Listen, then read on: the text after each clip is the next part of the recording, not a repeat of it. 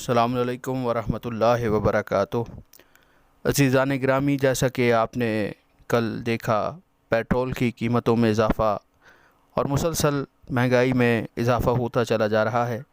اس کا مستقیماً اثر غریب طبقے پر پڑتا ہے۔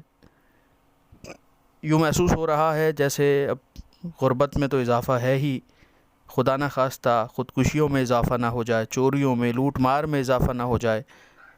اس لیے حکمران طبقے سے، اعلیٰ عہدیداران سے یہی گزارش ہے کہ اس مہنگائی کے بوجھ کو عوام پہ نہ ڈالا جائے، بلکہ حکمران طبقے کی مراعاتوں کو کچھ کم کیا جائے تاکہ عوام کسی حد تک ریلیف محسوس کریں۔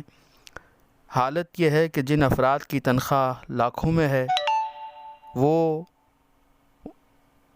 دوائیاں بھی ان کے لیے فری، پیٹرول بھی ان کے لیے فری، گھر کے رہائش کے الاؤنس بھی، کرائے بھی ان کے لیے، تمام چیزیں انہیں دستیاب ہیں، اور جو بیچارے چند ہزار کماتے ہیں وہ پریشان حال ہیں۔ تو عوام کو کچھ سہولت دی جائے اور ملک کو متحد رکھا جائے، ملک کو خوشحال کیا جائے، آگے بڑھایا جائے، تاکہ پاکستان دنیا میں نمایاں ہو